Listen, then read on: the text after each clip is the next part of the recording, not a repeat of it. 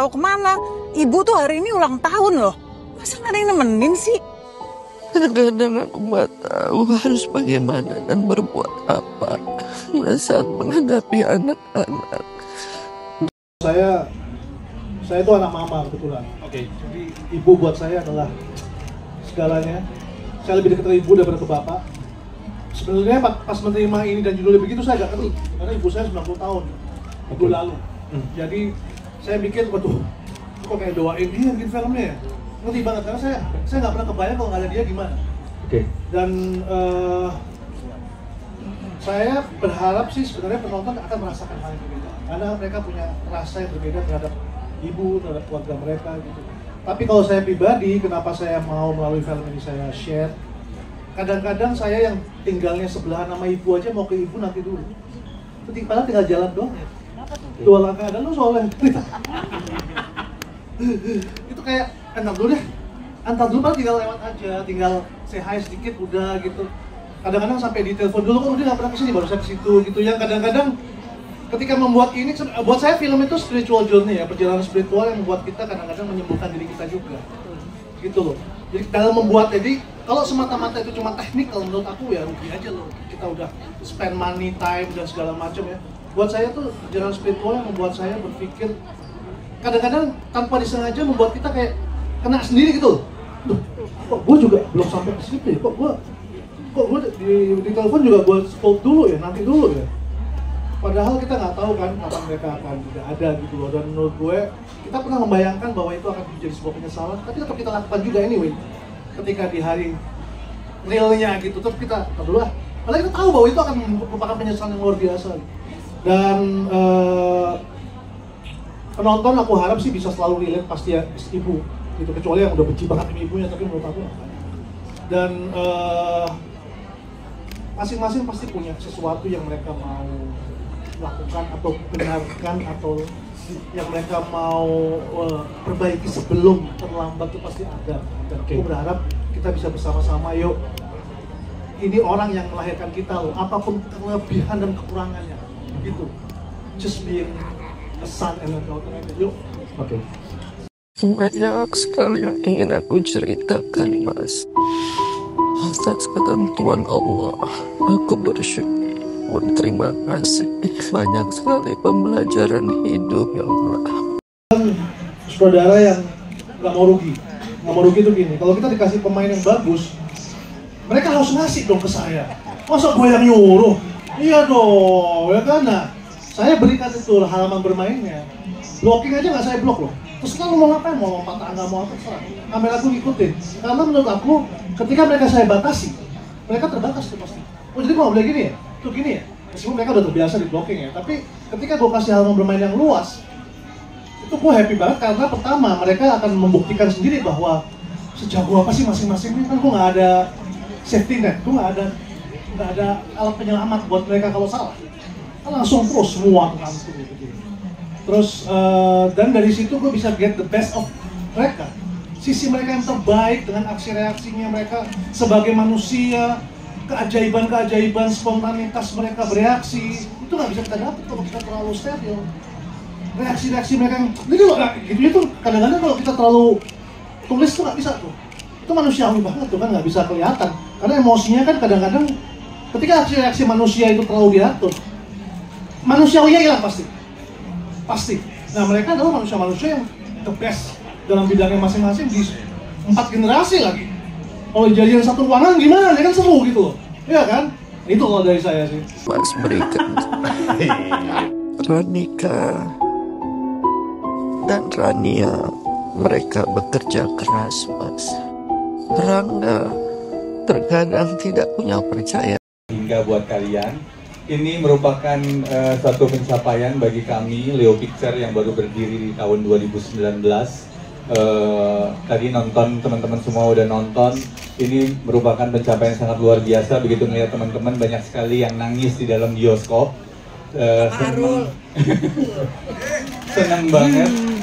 Jadi ceritanya adalah saya menemukan sebuah novel yang direkomendasi oleh sahabat saya Deddy Mercy.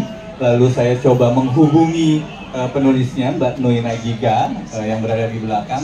Gayung bersambut karena waktu itu Mbak Nuy lagi umroh ya Mbak, lagi haji, jadi kita agak sedikit ngobrolnya agak sedikit terganggu karena beda jam gitu. Kita ini pagi, di sana masih malam gitu. Lalu nggak berangsur lama kami mendapatkan novelnya, lalu saya tawarkan ke Mas Rudi Sudjarwo yang pertama kali. Mas Rudi mau nggak memfilmkan film Bila Esok Ibu Tiada? Karena ceritanya pasti kita sangat relate sama kita semua, dimana kita takut kehilangan ibu kita, begitu sayangnya kita sama ibu kita, ini yang mau kita ceritakan kepada penonton film Indonesia gitu. Lalu Mas Rudi setuju, waktu itu sepakat, lalu kita cari penulisnya, Mbak Oka Aurora, kita udah mulai menulis dan bla bla bla, ketemu Mbak Oka, Mas Rudi, kita diskusi gitu. Setelah itu baru menentukan siapa casting-castingnya yang cocok. Oke. Iya, dari awal Mas Rudi sudah langsung Ibu Rahmi Christine Hakim. Jadi itu permintaannya, ya. Dari awal udah nggak bisa ditolak. Itu pokoknya yang mainin Ibu Rahmi harus Christine Hakim. Selamat datang Mas Selamat.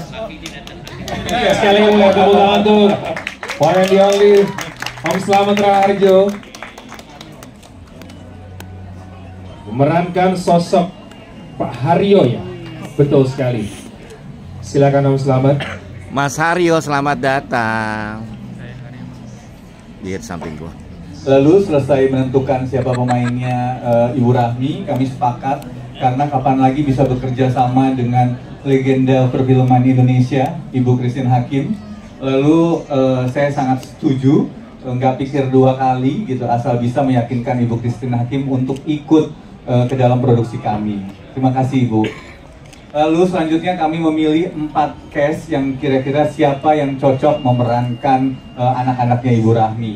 Yang pertama ketemu Adinia Gerasti, ini juga Mas Rudi yang tektokan langsung sama Adinia gitu. Dan menurut saya begitu saya sudah nonton berkali-kali gitu, memang karakternya memang pas buat Adinia Gerasti.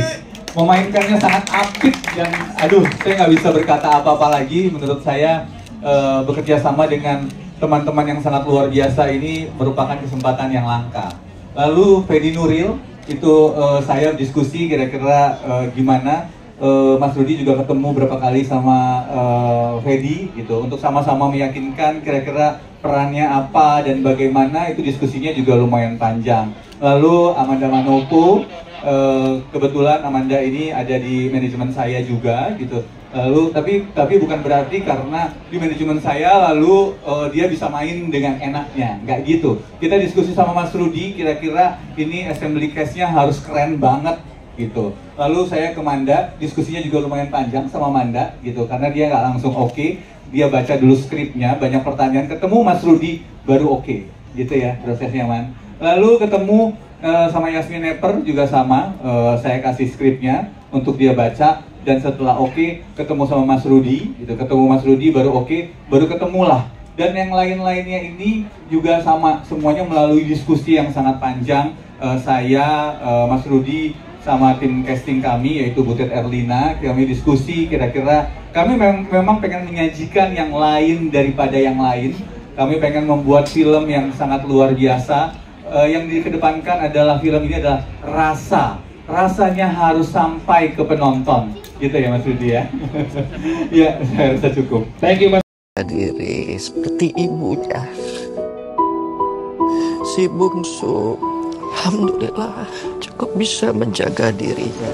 Walaupun aku tidak paham pergaulan anak-anak. Itu memang kita tuh memang punya karakter yang berbeda-beda ya. Terus dimana aku sama Mbak Asti, kita sama-sama ingin menunjukkan yang terbaik ke ibu, tapi kita sama-sama punya ego. Di situ kalau misalkan nggak ada ibu, mungkin kita udah cakar-cakaran mungkin. Di situ pasti ibu mencoba untuk selalu menenangkan, mencoba untuk kayak memberikan kasih di antara kita semua supaya kita tuh nggak membludak perasaan kita. Jadi sebenarnya film ini tuh ada di mana perasaan yang tertahan, karena ada ibu di situ. jadi lebih menghargai ada ibunya di sana gitu. Mungkin bisa ditambahin sama Mbak Asti atau Mas Fedi dan segala macam. Mas Fedi mau nambahin mungkin? Kalau buat lo sendiri sih, lo kan menjadi salah satunya laki-laki di poster itu ya. Ceritain juga sedikit dong pengalamannya production bersama dengan perempuan-perempuan. Apakah film ini bisa menjadi tempat juga untuk speak up buat para perempuan-perempuan yang katanya didominasi atau film ini didominasi oleh laki-laki katanya? Iya betul. Pertama, assalamualaikum warahmatullahi wabarakatuh. Selamat sore teman-teman media, terima kasih sudah datang. Tapi sebelum menjawab pertanyaan lo, gue mau ngelanjutin jawaban Manda tadi. Sikat. Saya senang banget Mbak bilang suka sama adegan itu, karena waktu syuting stres banget kan. Itu susah adegan itu, karena semuanya ada di situ. Ada kakak ini, ruangannya sempit, dan mungkin kalau teman-teman merhatiin detail, kamera works-nya kan agak kayak dokumenter gitu ya, satu shot gitu. Nah, itu juga menambah tantangan, dan semua emosinya tinggi kan di situ. Jadi waktu kita take, ada yang nggak happy, Mas Rudi pulangnya kan dari awal tuh. Take kedua, enggak, belum berasa. Mampus deh, ini gimana ya? Dan tadi kan Asti cerita, Mas Rudi sangat membebaskan pemainnya untuk memainkan seperti apa dia mau. Itu plus minus. Plusnya itu ya kita bisa bebas berekspresi, punya ide sendiri gitu. Minusnya ya itu kurang berasa, kasih yang lain. Mikir dulu, kecuali kalau dikasih arahan detail jelas, itu juga enak tuh kayak gitu. Gue mau lo nanti nunduk kayak apa kayak gitu, itu juga enak gitu. Nah gini kita ngerubung lagi berempat, mau kita kasih apa lagi nih? Apa? Ini adegannya panjang, emosi, dan ini adegan klimaks bisa dibilang kan. Jadi emang ini harus bener, harus bukan hanya bener secara teknis, karena teknisnya memang susah, tapi ya bener secara bagaimana penonton tersentuh dengan adegan itu. Jadi ya seneng banget dengar pendapat Mbak tadi, karena memang itu hal yang cukup stres untuk melakukan adegan itu sih. Nih, kamu tuh kemana aja sih Mbak teleponin dari tadi, kenapa nggak diangkat-angkat? Mas kamu nggak tahu kemana, Mbak kamu juga nggak tahu kemana. Ibu tuh hari ini ulang tahun loh, masa nggak ada yang nemenin sih? Darahnya Rudi Sudarmo sama semua pemainnya, cast yang lebih bagus. Apa yang lo dapatkan pada saat proses? Apa yang lo harapkan lo dapetin dari bergabung di proyek ini? Sebenarnya sih mau curi ilmunya ya. Oke. Jadi setiap director itu punya ilmu masing-masing. Karena gue ngefans banget sama Mengejar Matahari, Ada Tanya Cinta. Pengen tahu bagaimana di direct, rasanya gimana. Dan habis itu saya aplikasiin yang baik-baik ketika saya direct. Gitu aja. Jadi bukan cari ilmu di sini. Iya. Pertama terima kasih semua sama teman-teman yang udah datang dan untuk mensupport kita. Ini film sangat relate banget, makanya tadi waktu Mas Rudi bicara tentang ibu saya yang udah 90 tahun, belum, karena ibu aku juga udah 88 tahun yang sekarang hanya tiduran aja gitu. Jadi perjuangan ibu saya sama banget sama di film ini, dan perjuangan saya juga sebagai yang membesarkan anak sendiri juga kena di saya. Dan sekarang saya juga sebagai anak yang sibuk banget, kadang waktu buat ibu tuh suka ya kurang gitu. Terus sama di sini juga ada kakak beradik yang selalu minta salah-salahin segala macam, dan saya anak bungsu.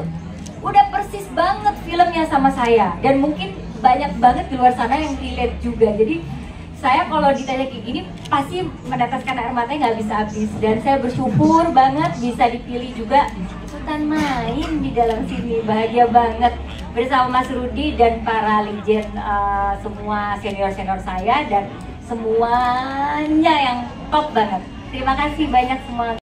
Kadang-kadang aku nggak tahu harus bagaimana dan berbuat apa saat menghadapi anak-anak, terutama ketika mereka lagi bertengkar. Tapi kan kita nggak tahu orangnya kayak gimana, bisa. Yang jelas ini banyak pengalaman sendiri sih Mas Ben, terus ya tentu berkaca dari pengalaman teman-teman juga. Kesulitannya mungkin pada saat itu adalah menentukan karakter, karena banyak sekali ya karakter kakak beradik itu kan banyak sekali ya. Kita bisa pilih salah satu dan konfliknya pasti akan beda-beda, beda karakter, beda konflik. Jadi ya waktu itu tantangannya adalah pada saat saya, Mbak Nui, Mas Agung dan Mas Rudi membentuk universe-nya gitu. Tapi yang saya harapkan, boleh saya satu harapan ya buat film silakan, ini? Silakan. Kalau nanti film ini sukses ya Mas Agung, saya berharap semakin banyak produser-produser film Indonesia yang mau membuat film-film keluarga kayak gini. Amin. Yang lebih membahas tentang keseharian, yang relevansinya sangat dekat dengan calon penonton kita. Siap, thank you. Percaya apa enggak? Nggak bisa langsung gitu. 2 minggu, sebulan lo ngarepin gue berhenti kerja. Sekalian aja kamu aja yang ngurusin. Aku juga nggak masalah kok Mbak. Aku emang gini, Mbak ini emang pikir selama ini aku tuh nggak pernah kooperatif ya. Terima kasih dulu pada teman-teman yang sudah meluangkan waktunya di sini, energinya, walaupun Jakarta macet jam segini tapi masih disempetin. Thank you so much. Yang udah nonton filmnya juga terima kasih sekali. Pengalaman apa yang saya bawa untuk film ini? Apa yang lo bawa dari semua pengalaman lo sekian lama berkarir dengan seluruh film yang luar biasa itu di peran Ranika ini? Sebenarnya salah satu yang paling menarik dari proses di dalam produksi ini adalah kembali ke hubungan fundamental antara director dan pemainnya. Mas Rudi di sini sangat percaya pada pemainnya, memberi ruang, memberi energinya full untuk pemainnya menciptakan sesuatu buat Mas Rudi. Dan sedemikian rupa seperti yang udah nonton yang ditangkap oleh kameranya Mas Rudi. Dan teknis syutingnya juga nggak mudah gitu karena kita banyak one shot, kadang-kadang hanya one take, yang kadang-kadang gue yakin mas one take nggak mau lagi satu lagi deh apa cus gitu kayak enggak gitu, kalau dia udah bilang enggak. Jadi memang sebetulnya pengalaman pribadi apa yang saya bawa di sini adalah trust sama letting go. Karena maksudnya bisa dibilang kan sebenarnya jadi aktor itu nomor satu yang harus kita bisa punya itu adalah the ability of letting go and the ability to trust other people. Karena begitu filmnya sudah kita bikin, kita udah syuting nih, udah masuk editing, itu udah bukan milik kita lagi. Begitu filmnya udah launching, udah bukan milik kami lagi, tapi milik penonton. Jadi apapun yang penonton akan serap atau nanti pelajari itu udah milik penonton gitu kan. Jadi nomor satu dia bilang trusting people and letting go di produksi ini sangat tinggi sih. Oke, thank you Asti. Biasanya kamu tahu semuanya? Gue udah bilang gue nggak tahu, ya gue nggak tahu Rangga. Mau sampai kapan kalian bertengkar? Tapi aku selalu ingat. Saya tidak mencari, kita mencari barang-barang yang paling bagus, yang paling berat, yang paling tidak enak. Acting itu yang paling sulit ketika yang ada di luar sana. Rudi sudah bilang kita baca tapi kita tidak perlu yang kita baca. Kita membaca tapi apa reaksi dari kamu membaca itu memang betul yang kita buat gue. Marlon Brando. Marlon Brando bilang sambil kayak Don Corleone gitu. Ya, Corleone. Acting yang terberat adalah acting yang tidak ada dalam naskah, di luar naskah. Kerjaan kami latihan dengan Rudi, kerjanya nyari apa di belakang. Jadi bayangin, kita udah apa nggak penting, ngapal buat apa? Rudi nggak perlu hafalan. Rudi perlu apa yang berasa gitu. Nah, jadi buat saya soal bapak ini gak macam-macam bapak, tapi memang yang paling menarik saudara Rudi Sudjarwo menggali pemainnya menjadi sahabat dia, menjadi sahabat kreatif dia. Itu penting. Sebenarnya Mas Ahmad ada ini nggak?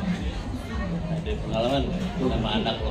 Kita ya, ada anak saya pulang ke rumah, udah itu di depan pintu, di depan mobil rumah, mobilnya aku dengar, tapi kenapa kamu masuk?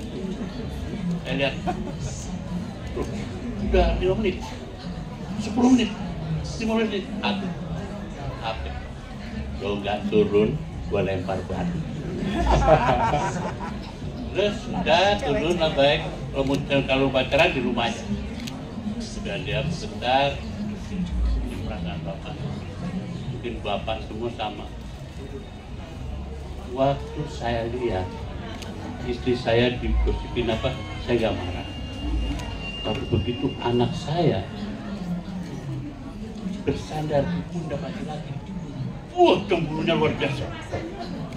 Marah, lepasin.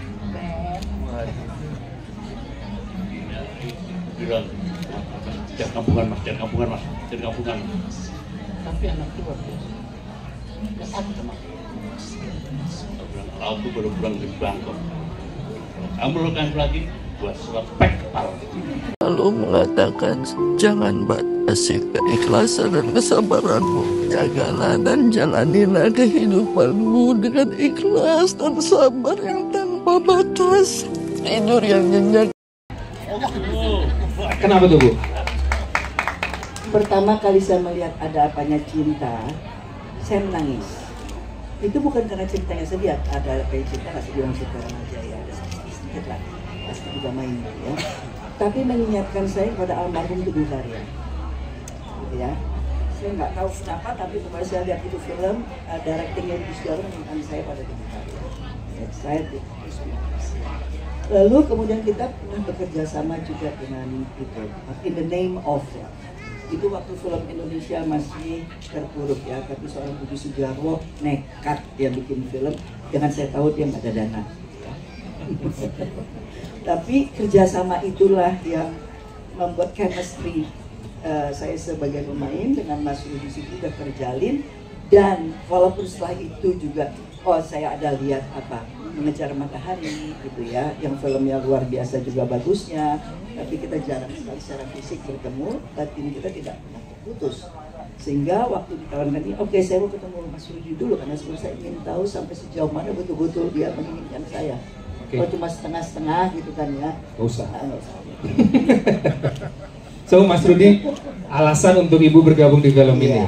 Tentunya yang kedua karena saya melihat menjadi seorang ibu itu selalu menarik buat saya. Seperti yang tadi dikatakan Mas Rudi, betul sekali bahwa film itu buat saya juga merupakan perjalanan spiritual, ya, spiritual journey yang banyak sekali, apalagi dalam 50 tahun ini, gitu ya. Kalau ya sebagai muslimah saya tahu yang wajib sholat 5 waktu, puasa, zakat, kurban gitu ya. Tapi sebetulnya bahwa hidup itu adalah ibadah, itu betul-betul saya rasakan betul juga dalam perjalanan selama 50 tahun di dunia film gitu ya. Sehingga saya sendiri tidak mempunyai anak biologis ya, tapi alhamdulillah saya bersyukur sekali banyak anak-anak saya sekarang yang aja dari 1, 2, 3, 6, 8. Nah, ini kalau suami katanya anak yang paling kecil, paling bontot. Ya, bayangkan gitu ada berapa miliar ibu di dalam kehidupan alam semesta ini, gitu ya. Dan setiap kali selalu menjadi tantangan luar sana, ibu yang seperti apa yang harus dilakukan, ya. Tapi yang jelas bahwa cinta ibu itu memang beyond your imagination, dan ibu itu selalu penuh dengan kekhawatiran sampai akhir hayat. Oke. Nah, ya suamiku,